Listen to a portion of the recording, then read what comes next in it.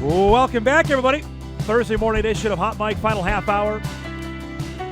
We mentioned off the top with it being homecoming weekend for North Dakota State. It is also Hall of Fame weekend. One of my favorite events to cover tomorrow is the Hall of Fame banquet, where the 2025 class will be unveiled and officially inducted. They'll be honored at halftime of the game Saturday when the Bison take on South Dakota. One of the inductees joins us this morning, a dynamite player in his time with the Bison before heading off to the National Football League, where he won a Super Bowl with the New York Football Giants. I try not to hold that against him as a Jets fan, but we welcome on Mankato's own Craig Dahl to the show this morning, who joins us before he hops on a plane to get up here from Dallas. It's great to see you, bud. Congratulations. We were just visiting off air. The last time you saw a Bison football game inside the Fargo Dome was when? 2019, I believe Trey Lance was the quarterback. Yeah, it's been a minute. But living in Dallas, though, I get to see quite a few of the national championship games. So I'm no stranger to that. But unfortunately, they're continuing on in Nashville. So I'll have to do some traveling now. All right, give us the backstory. Who called you about the Hall of Fame? Coach Polisek gave me a call earlier this year. Yeah. Describe that, getting the phone call, and what that moment was like for you. You know, I saw my phone. I was actually driving a tractor. We have a ranch that's 30 miles outside of Dallas, and I spend a lot of my time out there. And I was on the tractor cutting some hay, and I looked down at my phone. I just happened to see it ring or hear it ring, and I looked down, and it's Coach Polisek, and I was like, well, I wonder what he wants. Picked it up, stopped the tractor, picked it up, and he broke the news to me. I was shocked. Couldn't believe it. So you get that. Who's the first phone call after that, after he calls you to tell you what's going on? I called my wife and then talked to my parents and a few buddies after that. So. Describe that emotion, finding out that you're going to be honored with the all-time greats in Bison athletic history. Yeah, I mean, it's such an honor. I was, not expecting it at all. Just came out of nowhere, and to get that news and I was elated from it.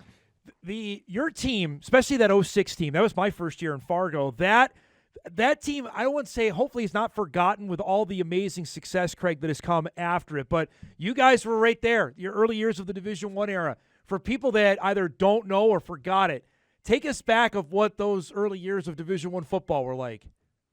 Yeah, I remember being recruited to NDSU, and they had announced the move to Division II to Division I. And there was just a lot of unknowns, what our conference affiliation was going to be. We're, coming off of 2-8 the year before I got there in 2002. We hired a new head coach, Craig Dahl. A lot of the guys that came in that 03 class were recruited by Bob Babich and his staff, but a lot of them stayed with the program, knowing, the tradition of excellence, the core values, and what the challenges ahead were going to be. Getting up here from Mankato, how much did you know about North Dakota State football when you got up here? I got a firsthand look. My brother was a year ahead of me and was a member of the Bison football program as a walk-on. So I got an inside look of what the program was about, what the locker room was, and what the culture was. So getting out for your first game, just that transition. Nobody knew. What was it like as players of we don't know what FCS football is like or 1AA football. What was that like on a week-to-week basis of who you were playing? Yeah, I mean, teams we had never heard of before, down in Texas and Mississippi and, just teams we knew nothing about. And that was interesting. We prepared as if we were going to play, our Super Bowl every week. Yeah. And not knowing what to expect, and a lot of programs that had already been established in that league. Tell me about your senior year and why 06 was so special, the success-wise, but for you personally, why that season stands out. It was a big focus of our program. We scheduled a game against University of Minnesota, and I think we had 30-some guys on the roster were from the state of Minnesota. And growing up in that state, that was one of the schools I looked at and wanting to attend to. Things didn't work out, and I'm glad they didn't work out.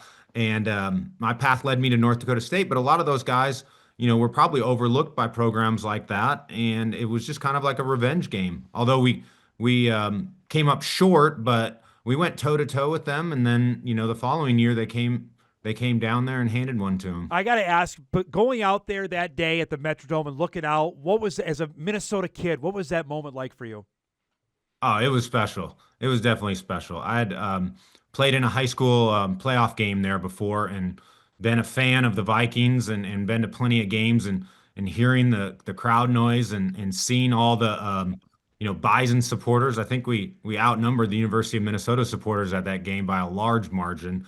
It really felt like a home to us. There are two other games I want to talk about that season. The first one is the Georgia Southern game of going there. You guys dominated that game against a team that dominated that division. What did that do for confidence-wise? You went on the road and won by 20 down there. Yeah, playing teams like that, I mean, it builds a lot of confidence. Going down there into, a climate that we're unfamiliar with. Yeah. I mean, the southern states have a lot different climate now that I live in Dallas. I understand it, but the climate wise and Jim Kramer and the coaches prepared us all week to stay hydrated, stay on top of, preparation, not just mentally and at practice, but outside of that with our conditioning and stuff like that. So we were prepared for the game and going down there and coming out with a win gives you a ton of confidence that you can compete at that level. That following 2 weeks later, I think it was, or later in the season, you guys had the crazy comeback at Davis. You're down 24-0 at halftime. Do you remember what Craig Dahl said to you guys, if anything, at halftime of that game?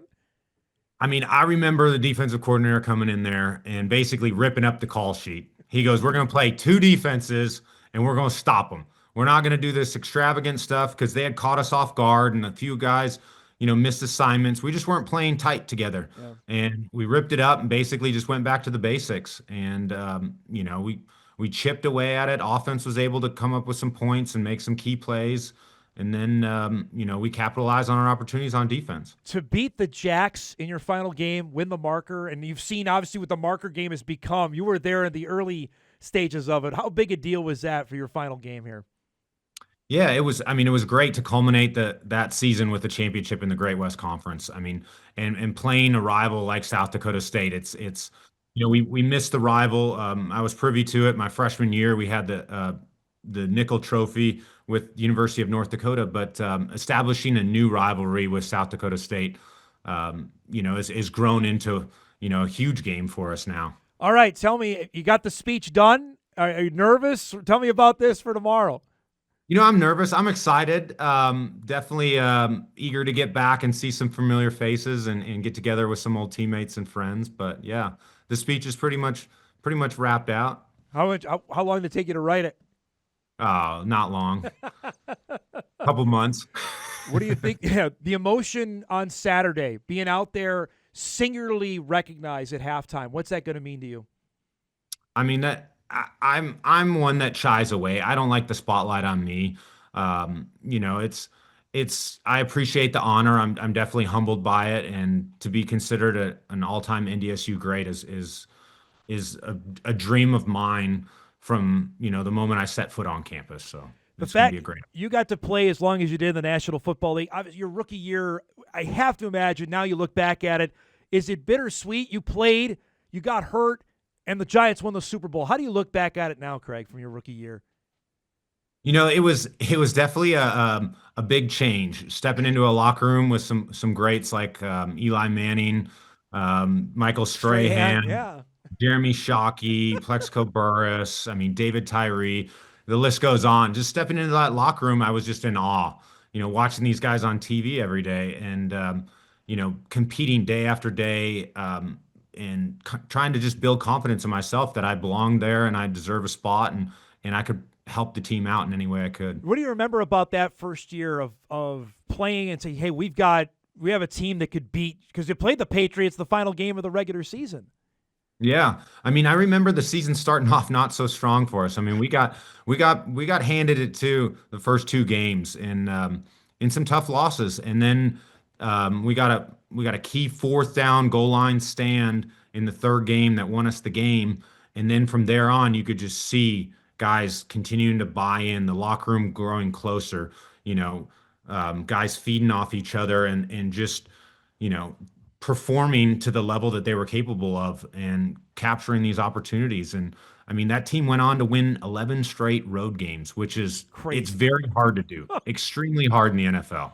But watching that team go on into the playoffs, making that deep run, I think you're right with that final regular season game against the Patriots, where they were undefeated and there was question whether they were going to sit their starters or play them. They ended up playing them, and we took them toe to toe in the fourth quarter.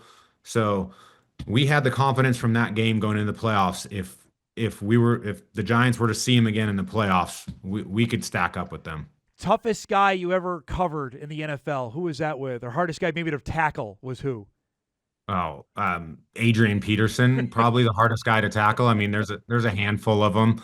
One of the hardest guys that I got most frustrated with was Calvin Johnson in Detroit, where I thought I had two or three really good plays on the ball, where you knew it was coming to him, and he just is so big and strong and jumps high and was able to make the play on it. And Matthew Stafford still playing to this day, Yeah.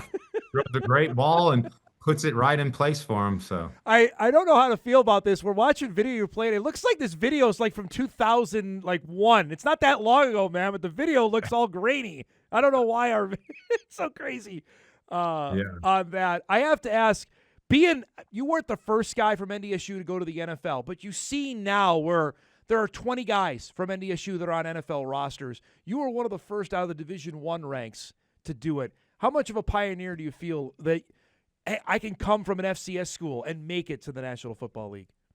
I mean, I always wanted to push myself as far as I could go. I knew NDSU gave me an opportunity to put myself on that platform. And like anything, the scouts and the technology and the communication these days they have access to, they will find you no matter what leagues you're in, no matter what your talent level of competition is, they will find you.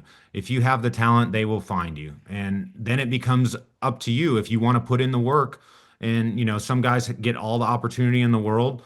The higher draft picks will get all the opportunity in the world, but there's plenty of free agents out there that get picked up and put on rosters and become valuable, integral parts of teams. I got to ask, you got to tell the story of your combine visit and your record setting. Was it in the 3-cone or the shuttle? I can't remember. The 60-yard shuttle. 60-yard shuttle. You tell us about your performance there and how that got the scouts' attention. Yeah, well, I was a little disappointed in my 40 time. I had run a better 40 than that, and I came back and did. But the last event they had at the combine was a 60-yard shuttle.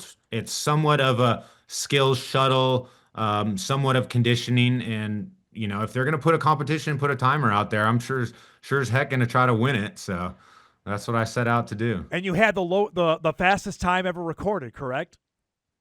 I'm not sure exactly on that, but I think it was the fastest time of the combine at that particular year. So how much did that change your profile? Like your agent telling you, okay, there's teams now ready to talk to you.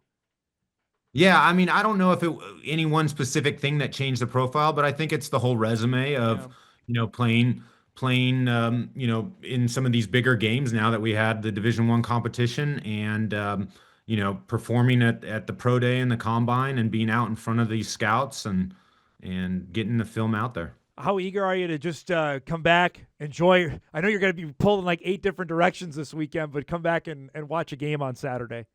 Yeah, it'll be great. I can't wait for the atmosphere. The weather looks fantastic, even though the game's played inside. But I can't wait to see Bison Nation and get in the Fargo Dome again. Last thing, I know you got to catch a plane here. I asked Polisic about this on Tuesday. That was his first year. What he remembered about you. Let me flip it. What do you remember about Tim? That was his first year in Fargo in 2006. I remember that voice. You could hear it clear as day across the field. His passion and his energy that he brought day in and day out was unmatched. And, I'm sure he continues that with his players today and the team today. So was that the same on the phone when he called you about the Hall of Fame? Did it just ring? Did the memories come flooding back? Oh, exactly. Once you hear that voice, it's just ingrained in your mind. Yeah.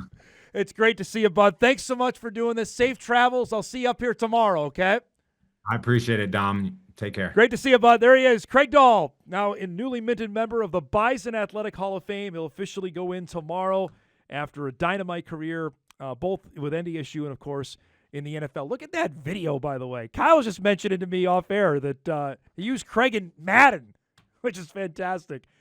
Again, that last piece of video is from 2007. It looks like it's from 1995.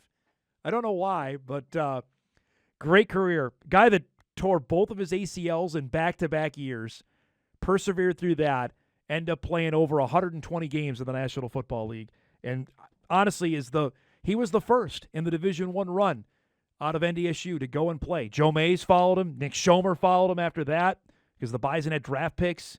Then Paul Kornick, then Billy Turner, and then you're off and rolling to where we're at now. Craig was at the forefront of that, and he'll be honored tomorrow and on Saturday. We'll take our final break. We come back. We'll get you ready. We got a great Sports Thursday on tap, especially if you're a baseball fan. We'll do that when Hot Mike wraps right after this on WDAY Extra, KSFL, KMBN, and Inforum.com.